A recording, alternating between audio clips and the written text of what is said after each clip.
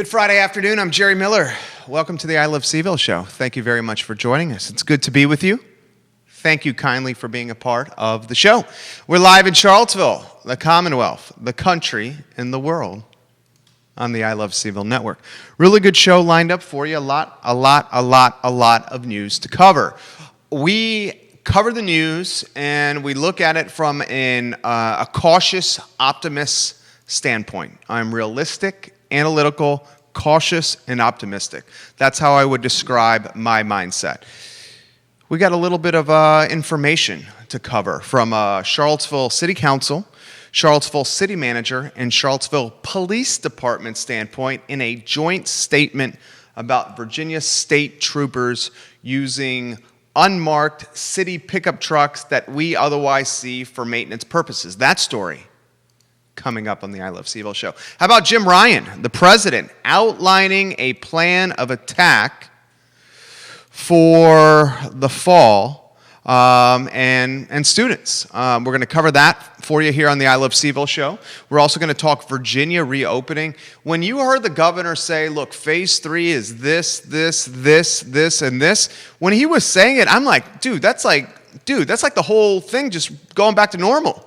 No restrictions on restaurants, no restrictions really on gyms and clubs. I mean, it is darn near close back to normal. We'll analyze that on the I Love CVille Show. We'll talk breweries, and not just from a Skipping Rock standpoint. And Skipping Rock is opening, guys, in the old Hardywood location. We heard from those guys yesterday. We took a couple of sizzle reels or snapshots from that interview that we are going to relay to you on the show. Judah, why don't you get that mic in front of you? We're going to do something really different today. We are going to welcome, and the distinguished gentleman, Keith Smith, came up with that idea. Now's the time to give Keith Smith some credit. He is the star of Real Talk on Tuesdays and Friday mornings on the I Love CVille Network.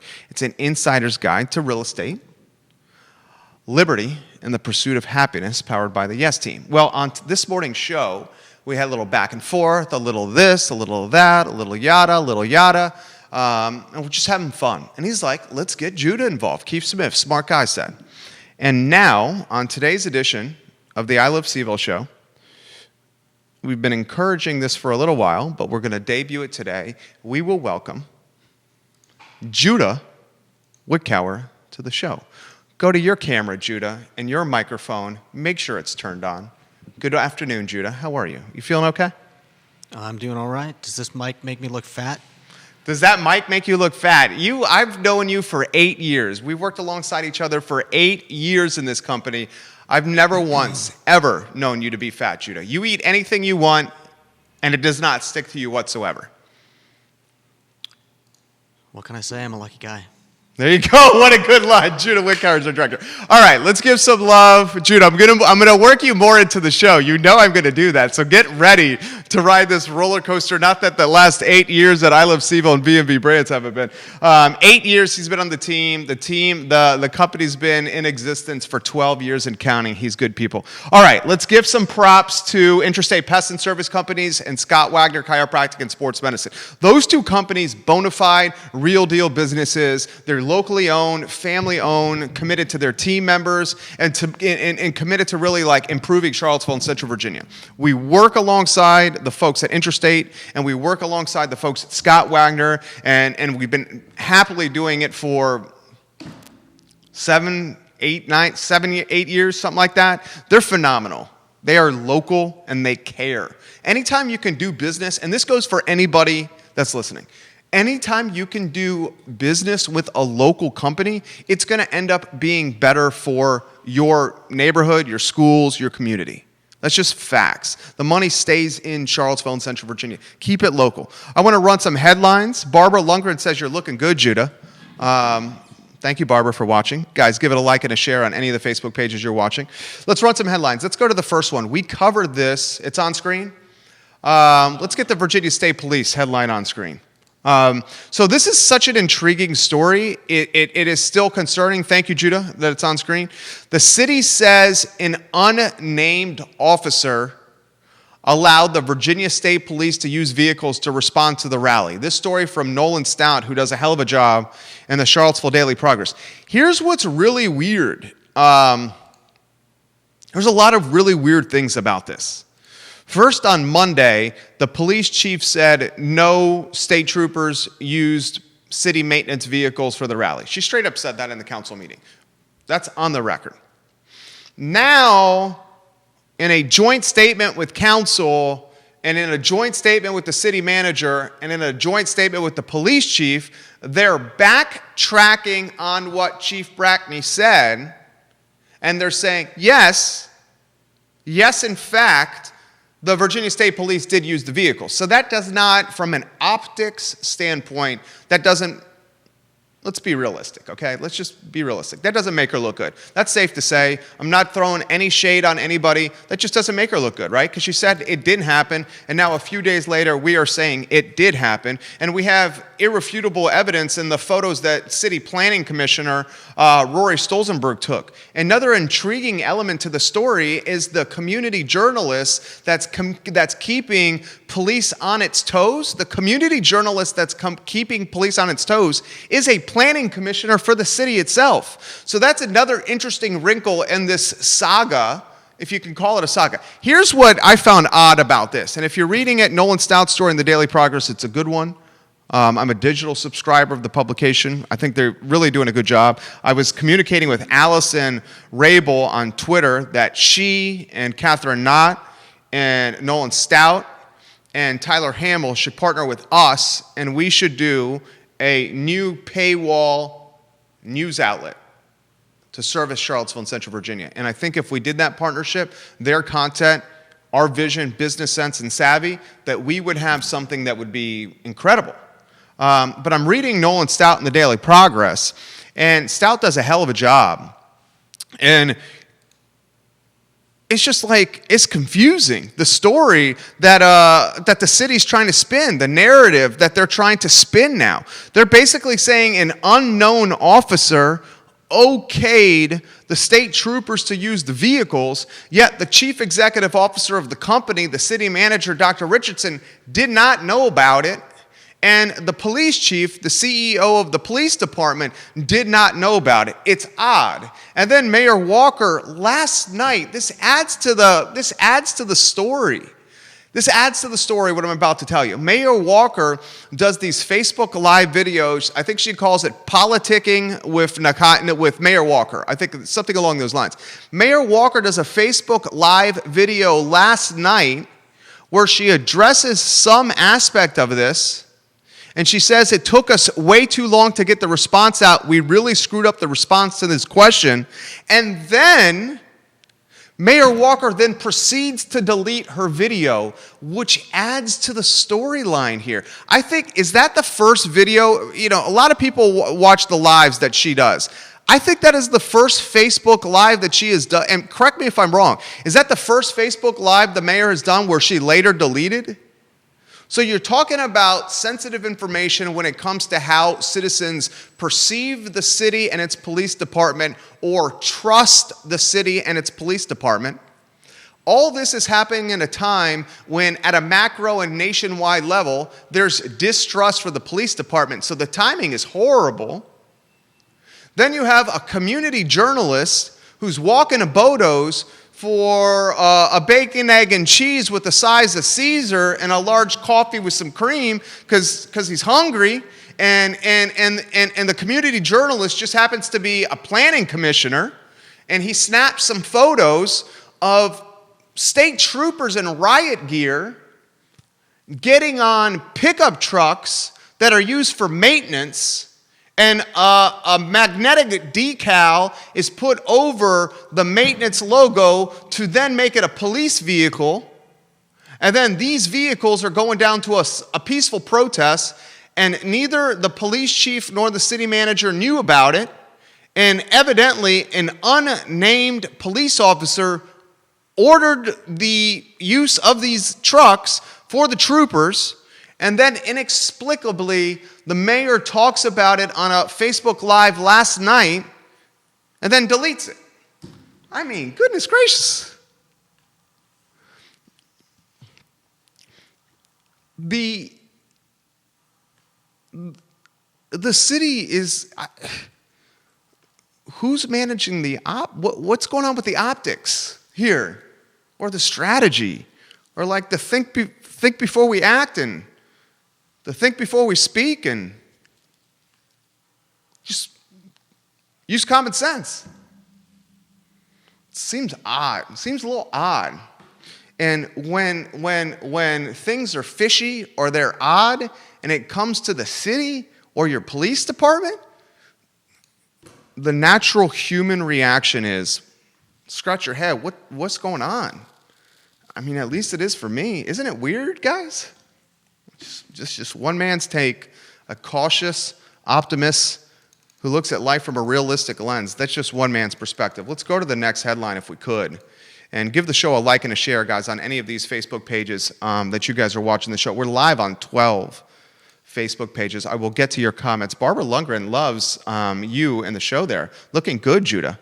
Dave Norris is going to join us in about 9 minutes on today's program. Aaron King, hello.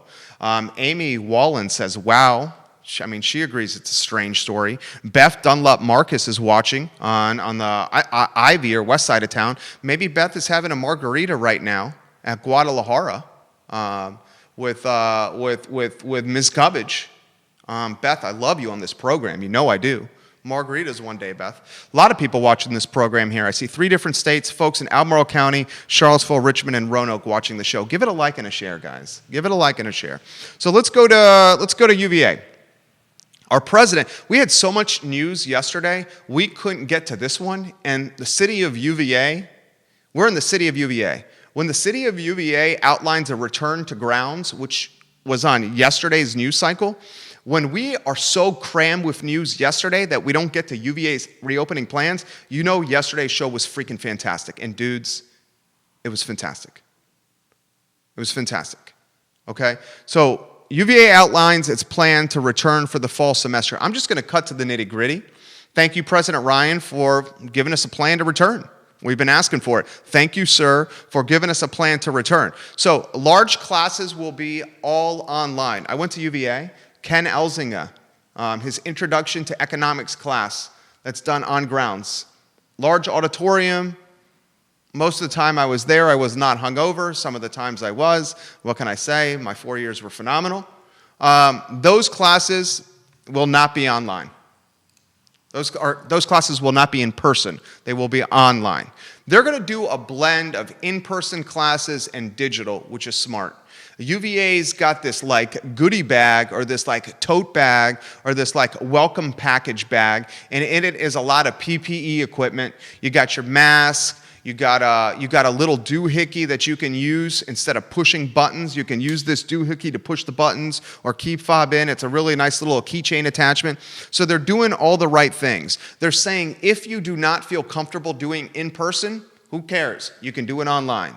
If you do not feel comfortable returning to Charlottesville for your second year, your third year, your fourth year, it's okay. You can do it online from home. They're saying and doing all the right things. Okay, I need to give credit where credit's due, especially when it comes to the university, because we have been riding them a little bit, as we should have, because they've been silent compared to their fellow colleges who've been very vocal about their reopening plans. UVA was late to the game with the reopening plans. Now they're doing it. A couple things that I'm a sports guy. There's a straight up paragraph in this headline that I just showed you. It's about athletics. This is what they say about athletics. The university expects fall sports to take place, and student athletes will hear from coaches about steps to allow them to train and compete safely. Decisions about fan attendance have not yet been reached, but we will announce them when complete. So they're trying to figure out. The sports is the hardest piece because you have Scott Stadium, 63,000 people all in one spot? I mean, good night. Okay, so we'll follow the athletics. We understand the impact that the athletics have on the community, but from a cautious optimist standpoint, and that's me, a cautious optimist, I see students returning to grounds. If you were in college and if you're 18 years old and you have the opportunity to take college at home in your BVDs and your Under Armour and your Hanes and your tidy whities and your boxer briefs and your sports bra or that really long, baggy, cool shirt.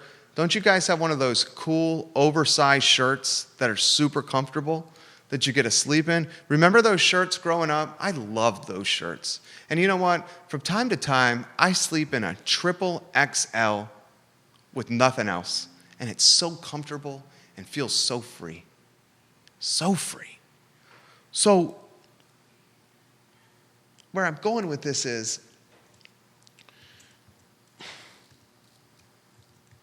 I feel good.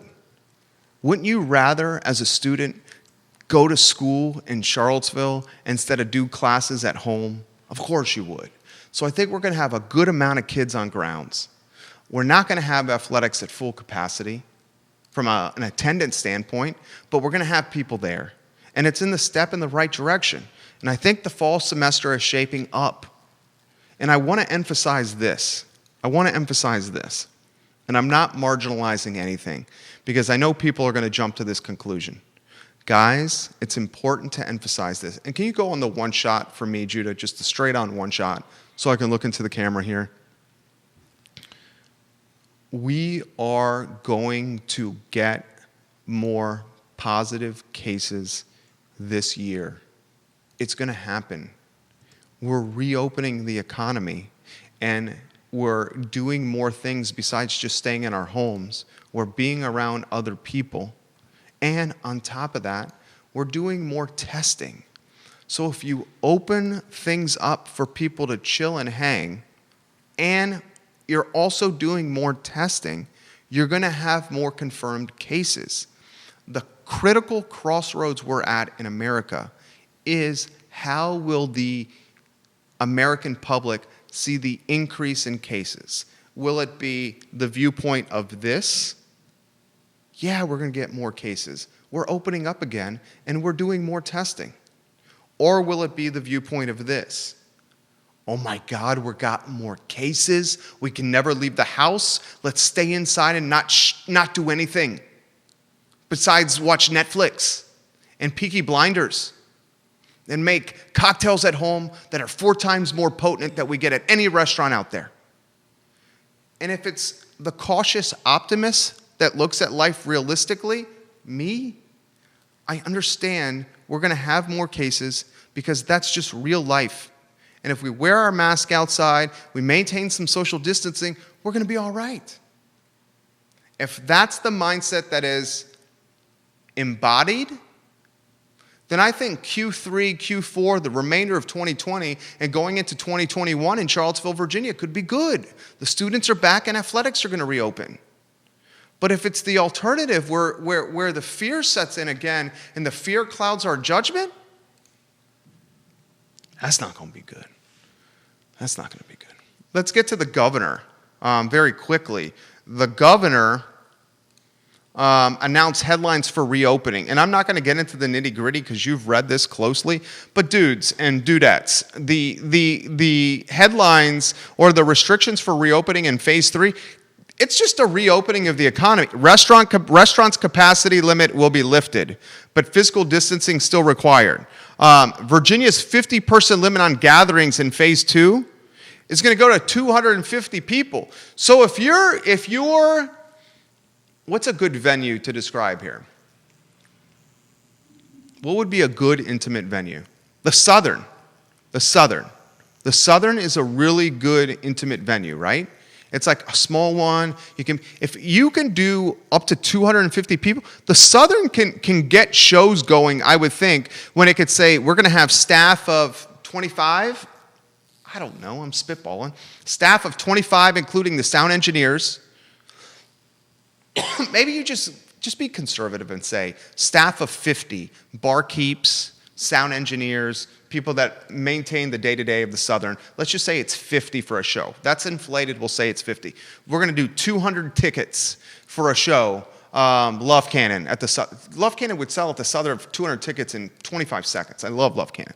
But these numbers are essentially an open economy. Fitness centers like ACAC, one of my favorites, I've been ACAC the last 2 days, they go from 30% to 75%. So he's opening. Now here's what we got to watch. how are people going to respond?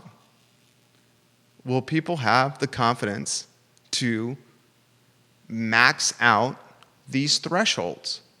And I think, and as a cautious optimist, my prediction is not initially, but eventually the thresholds will start getting hit.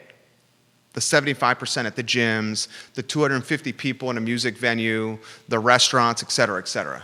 It's not going to happen initially, but eventually. Dave Norris coming up. Dave, we're going to go to you in T-minus 30 seconds. In fact, let me reach out to Dave. I love Dave. Judah, I'm going to try to reach out to Dave now. Dave Norris is the man. Let's see here. I'm Skyping him here on the I Love CVille Show. Give it a like and a share on any of these Facebook pages you're watching. Dave Norris, I think we have on the line. He's looking good. The sun is making his red hair glisten. Judah Wickower, we have him. All right, I can't wait to show this. You're on the front porch. Where are you at, baby? Where are you at right now, Dave Norris? I'm here in Woollen Mills. It's a great part of town. I love it. Dave Norris is good people. My friend, you, how are you? What's good? Tell us about what's been happening with you.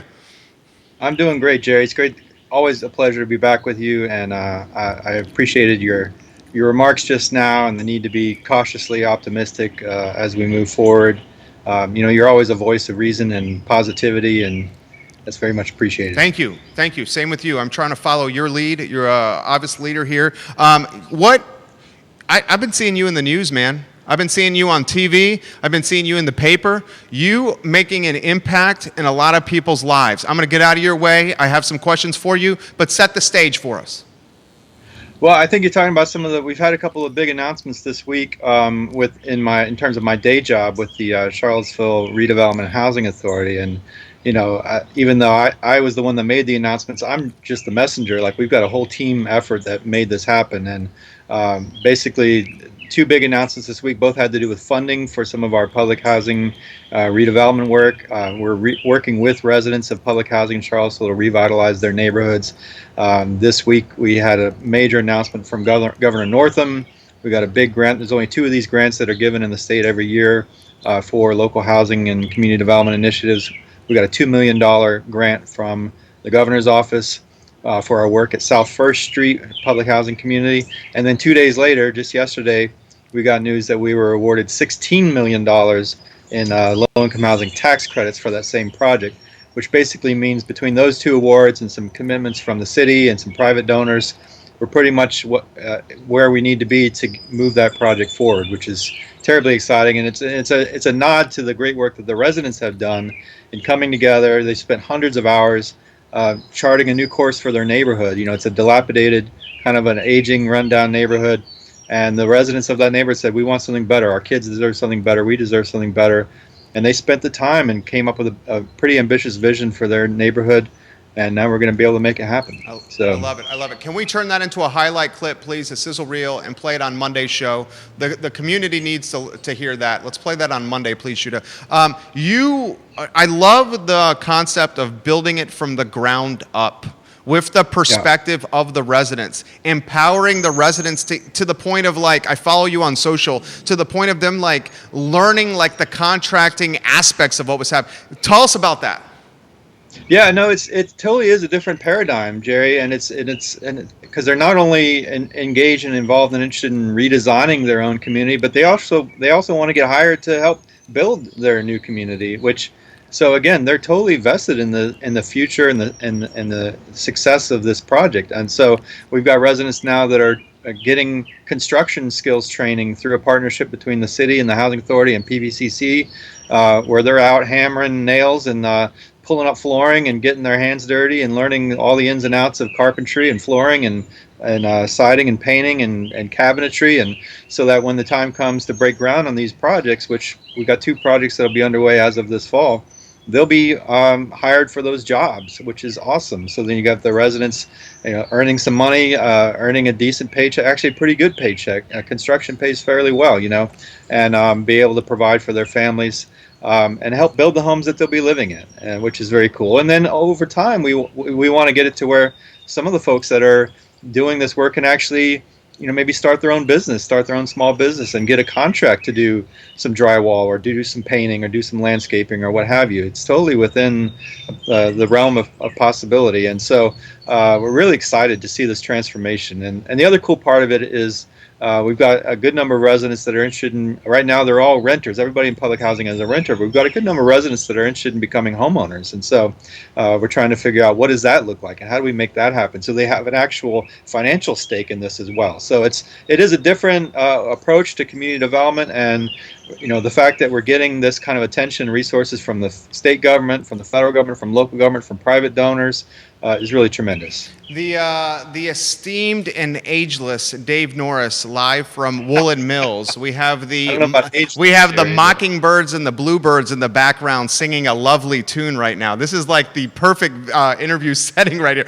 Let me throw this to you here. When November and the election hit, affordable housing, and I'm talking 2019, affordable housing was at the forefront of everything. Was the hot topic, and literally was the platform for Michael Payne and key components of Snook and Cena's campaigns. So then 2020 hits, COVID comes down, then we have the murder of George Floyd, ruthless murder, and it seemed like the focus and attention shifted from affordable housing.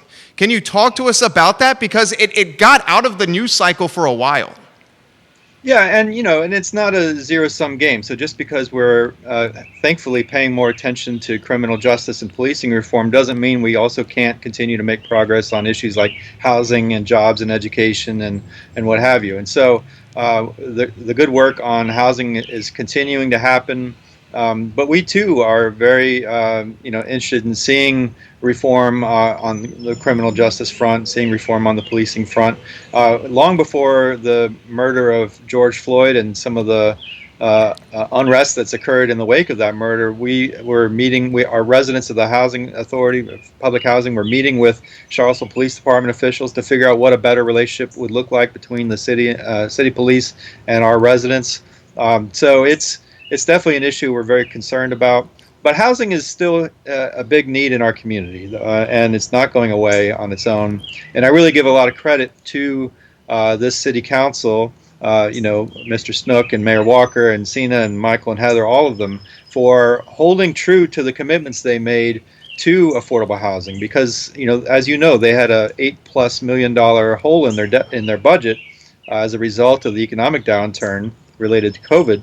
And one of the things they said is we're gonna stay true to the commitments we made, for instance, to the public housing redevelopment work, to the Friendship Court redevelopment work that's happening, and they've done it. And so we're very grateful for that support. It really helps in many ways. You have two of the counselors watching now.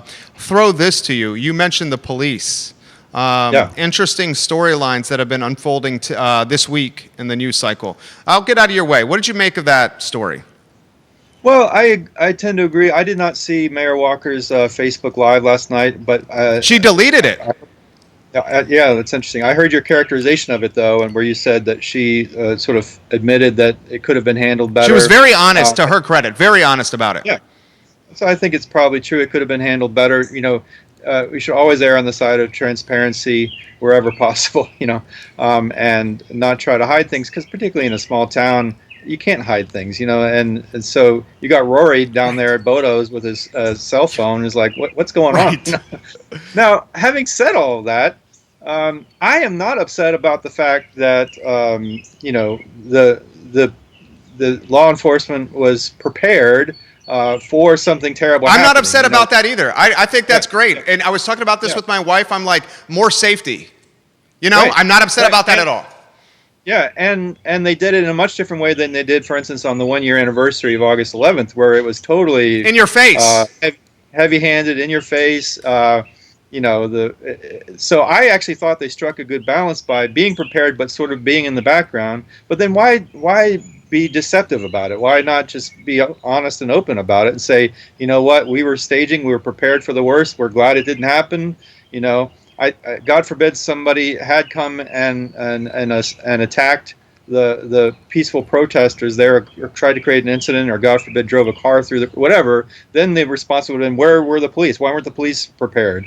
And so I think they kind of handle it well, but then why be deceptive about it? So that's the part that's troubling. I love that take. I 100,000% agree with what he said. 100,000%, and you were 100% right. Let me throw this to you here. Give us some insight into how you go about trying to make up a significant budget deficit, and because they have a serious deficit in front of them. They do, and I don't envy them. Unfortunately, I was the mayor when we were in the middle of times, the Great Recession. Oh, bad times. Okay. Bad economic times. The Great Recession hit right in my first year as mayor, and I hope people don't blame me for it. But anyhow, but we had to make some tough calls, and thankfully the city of Charlottesville at that time had a pretty good rainy day fund. Also had, I think, some pretty conservative fiscal policies that allowed us to ride out that storm without having to do too much damage. But yeah, it's tough right now. We did have reductions in revenues, but nothing like what we're seeing now with COVID and this council. So it's tough. You got to weigh a lot of factors, a lot of considerations. Again, there's certain things you just want to try to protect. So in this case, they have said we're not going to cut the funding we had promised for some of these affordable housing projects. And there's some other things. The mayor's got this great initiative helping people that are coming out of incarceration and help them get back on their feet. That's a win-win-win in many ways, and so that program did not get cut. In fact, if anything, that one got a little bit more money because of some recent decisions on housing funding. So, it's tough, and I think in general, I got to give them credit for doing a good job of balancing all the needs that they're faced with. So. How about this? Close on this. Two Charlottesville guys here talking. You've been out and about. I've seen you out and about. How you feeling? The temperature is out there with Charlottesvillians and folks out there. What's the temperature like? Well, so on two fronts. One is I think people are cautiously re-emerging and sort of re-engaging, and that's good to see. We want to make sure people are, wearing their mask whenever they go in public buildings, and be careful. That's just common sense stuff, So don't, I know some people are, sort of propagating the idea that these are, it's a political. Yeah, they've politicized them. Yeah. And it shouldn't be. It's so we need people to be using common sense, using their common sense, and but I'm glad to see people are re-engaging, and the economy is reviving gradually. A lot of people have been hurting financially, economically. It's been a real struggle for a lot of people here, and so we need the economy to come back, but we have to manage it in a careful way. We have to protect the people who are elderly, who are immunocompromised. That has to be a huge priority moving forward, because for most of us, honestly, Jerry, for most of us, if we get the virus, if we contract COVID-19, we're going to be okay. But for people who are elderly or immunocompromised, it could be a death sentence. Unfortunately, I had a member of my family, extended family, who passed away from COVID. So it's really so we have to make sure that we protect people who are at risk from this virus. And then on the other front, in terms of the issues around policing. There's a lot of concern right now, obviously not just in Charlottesville, but all over the country with what's happening on that front. And as some people have said, by calling the police out and wanting to hold them accountable to tie law enforcement, we're really, we have to hold police accountable, and we want to raise the bar, and that's for their benefit and for our benefit. Some of the extreme acts that we've seen with George Floyd and Richard, unfortunately aren't that extreme. They happen too often, and they're too commonplace. And so we really need to reform policing, and we've got to make this a better community for all of our residents. So. I love this guy. You know what? I got to ask you another question. I love when you come on Sure. the show here. Are you, give us anywhere you want to go, give us a take on Charlottesville. What are you thinking about Charlottesville the rest of the 6 months of this year? Dude, Dave, I asked this question to everybody. We're all so still uncertain, Yeah. uncertain. Give us a take here. Give us a coach inspirational speech here. Well, I don't know how inspiring I can be, Jerry, but I'm always going to bet on Charlottesville. I did not grow up here. I've lived here 25 years, but I did not grow up here. But I feel like this is my home now, and I deliberately chose to raise my kids here. All three of my kids have gone through Charlottesville public schools. Two of my kids got degrees from Piedmont.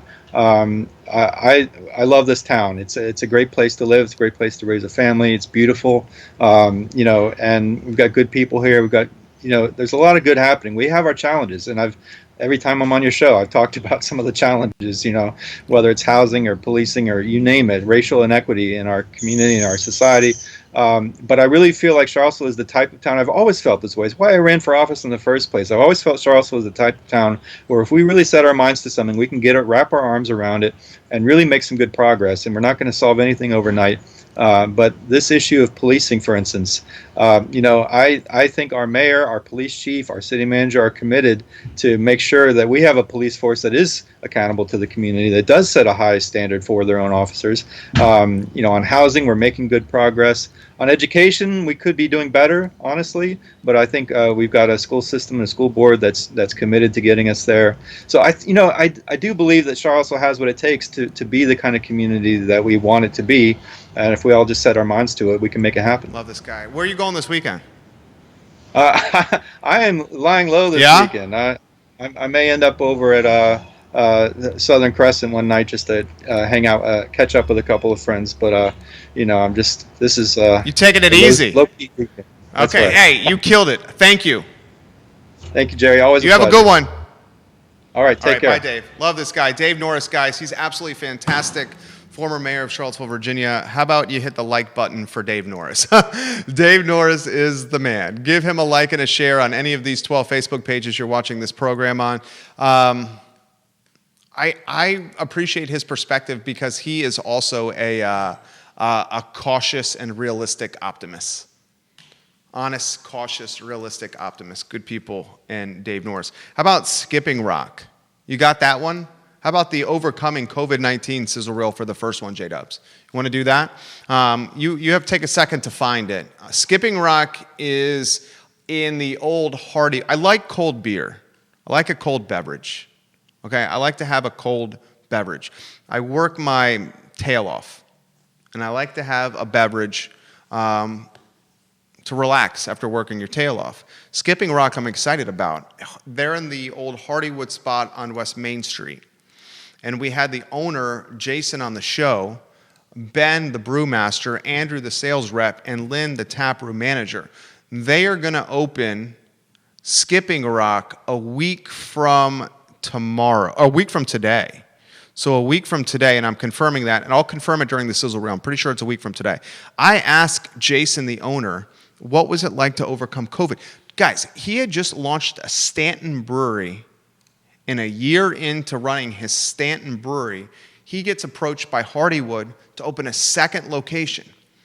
Skipping Rock and its founders, who are just like everyday guys like us, literally just like everyday people like us, they're like, sure, we will take a shot in the Charlottesville market. Our brewery in Stanton is killing it. Let's take a shot in this old Hardywood space that's already outfitted for a brewery, and let's open Skipping Rock 2.0 here. Well, they sign on the dotted line for an expensive lease and a build-out, and then COVID-19 hits, and everything comes to a screeching halt. Judah, play that sizzle reel in 3, 2, and 1. You are a natural-born leader, and I feel like as leaders, part of doing that is like showcasing that vulnerability. So can you give me a glimpse into what was going through you and your family's minds when all this was literally right as you were opening another location? Right.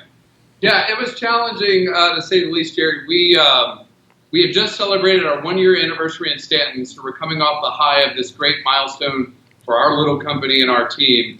And then this all hit, and we had to lay people off 3 days later. So we laid off 6 staff, and that was really heartbreaking for us and for them. Of all the things as a small business owner, you never think about a worldwide pandemic that would shut you down. It's just not in the rule book, I guess.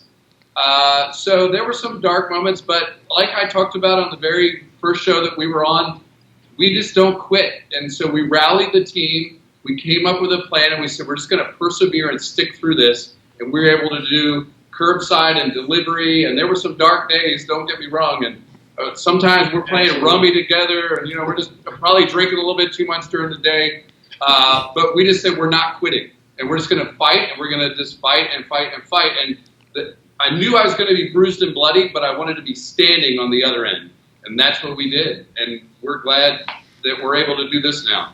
But man, it was tough, don't get me wrong, there were like sleepless nights. So their grand opening is 1 week from today. And got to know the guys. They're good people. Support them.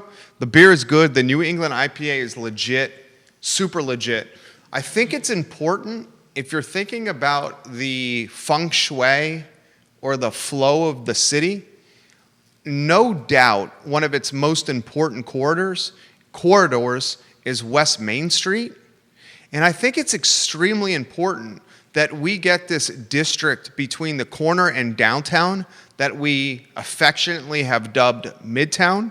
Yes, we have a Midtown in the thriving metropolis that is Charlottesville, Virginia.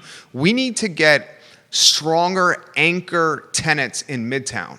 Undoubtedly, the premier anchor tenant and the one that's built the market in a lot of ways is Peter Castiglione and Christian Kelly at Maya Restaurant. They've built Midtown. They own their restaurant. First one to really put down a flag and say, we're going to operate this restaurant in Midtown. Ted Norris behind the bar. And you've slowly seen it kind of spring up. But lately, this is what's happened in Midtown. You've seen World of Beer close. You've seen Wild Wing Cafe close. You've seen Hardywood Brewery close. I don't know how much longer that Pizza Hut has across from the old World of Beer. No one is ever in that Pizza Hut. You saw the Sugar Shack implode because their owner was a moron and couldn't keep his in the pants, especially when it came to his employees. That's no good. So I guess where I'm going is you've seen Bella's close and turn hands and is now a fabulous Mangione's. You've seen some turnover there. You know what I'm saying? So when Wild Wing and World of Beer and Hardywood close, you want to start getting stronger anchor tenants because the feng shui and flow from the corner to downtown, that little corridor is extremely important, and it's often what visitors see for the first time. Whether it's the parent or the student or someone coming to grounds for a sporting event or school starting, they drop kids off at UVA, they drive down West Main. That's why we're putting so much money into the West Main streetscape. So let's hope that little corridor gets some stronger anchor tenants. And I think Skipping Rock can be one. A couple of I's and T's that I want to dot and cross. A really positive story came out of the sports world locally. I don't talk a lot of sports here, but I got my start in journalism and broadcasting as a sports writer for the newspaper and as doing the Jerry Miller Show on 12 ESPN affiliates in 3 states, Monday through Friday. We also did 2 TV shows that were sports related on NBC 29. And a great positive sports story, Tim Taylor is a Madison County high school product. He was a coach of Orange County High School. Tim Taylor took the Orange County Hornets and Bradley Starks and Asa Chapman. Thank you, Judah. It's the headlines on screen. Bradley Starks and Asa Chapman and Quentin Hunter took them to the state championship. They lost in the state championship in heartbreaking fashion in a game played at Monticello High School. I covered that game while as a staff writer for the Daily Progress. Tim Taylor, now the basketball coach at Navy, and he picks up Charlottesville High School graduate Kevin Leatherwood, and I love Kevin Leatherwood. Kevin Leatherwood is the son of former Charlottesville High School basketball coach and former Charlottesville High School principal Kenny Leatherwood. The Leatherwood family is amazing. Someone tell the Leatherwoods we love them, please. So Tim Taylor, Madison County, Orange County's finest, picks up Kevin Leatherwood, the all-time point scorer at Charlottesville High School, a 4-year varsity player, brings him to the Naval Academy as his assistant coach. That is community helping community. A guy who is an elder statesman and respected in the game, and Tim Taylor, goes into the Charlottesville community, and he gets a guy who is a rock star, up-and-comer, and says, come with me to the Naval Academy. That's a microcosm of investing locally and keeping your dollars locally and supporting the community. When you do that, the Tim Taylors of the world have a much better shot of bringing the Kevin Leatherwoods of the world to the Naval Academy for strong paying jobs in basketball. Keep it local. Now, I want to close on this, Judah, and you can play the sizzle reel and just head into the show finale. So I'll say my goodbyes before we hear this sizzle reel. We talk about being the best versions of ourselves every single day. We asked Jason, the owner of Skipping Rock, yesterday about being the best version of yourself every day. He had a very fresh perspective when it comes to, quote, 80 turns around the sun. On average, we get 80 turns around the sun. I love to surround myself with people like Dave Norris, like Jason, people that have a zest for life and positive energy about it, because I think it's contagious. And those are the folks we like to showcase on the show, because we hope that contagiousness can somehow manifest itself onto these screens to you. You're saying you have her? Should we try her right now? All right, I'm going to try you. I'll try you. I'll see if we can. We're doing something on the fly. I'm calling her right now. We'll see if we can get our friend Patty Zeller here with some news. I don't want to break the news, Patty. I want you to break the news. But if we can get you on the show. This is live, a live show at its finest. This was unplanned. And if we can make contact with Patty, we have breaking news for Patty Zeller. I'm calling her on that number, Judah. Oh, I hope you pick up, Patty. I'm going to try you one more time. Patty's the owner of Animal Connection.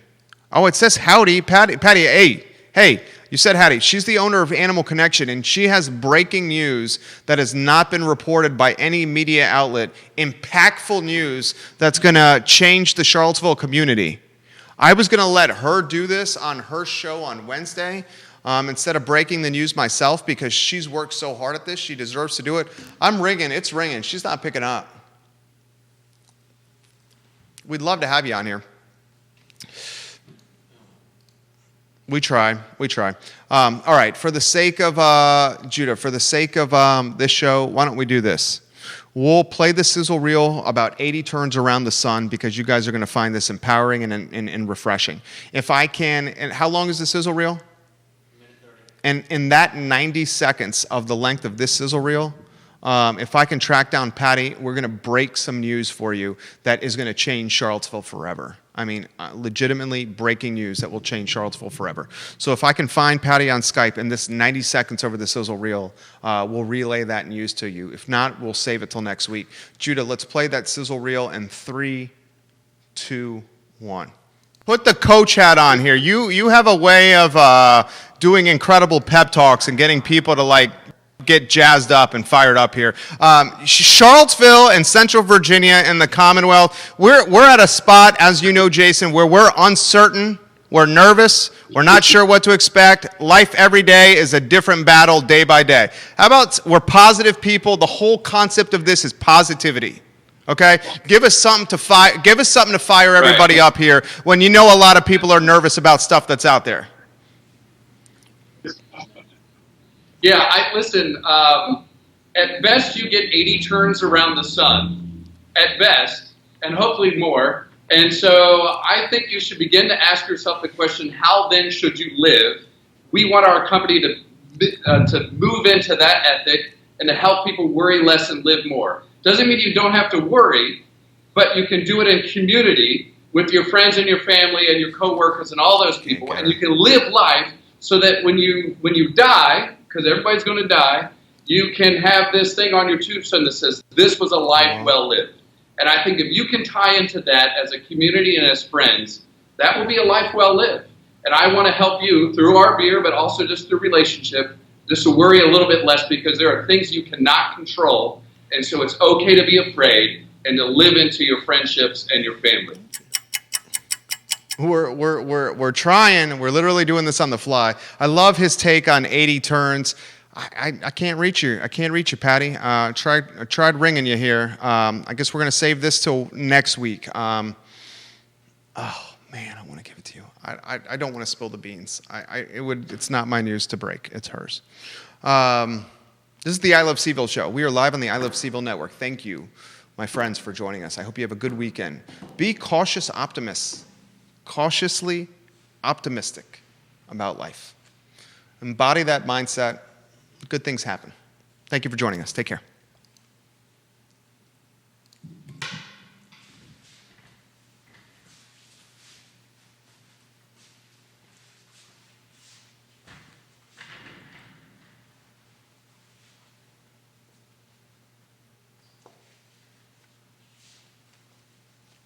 It's a good show.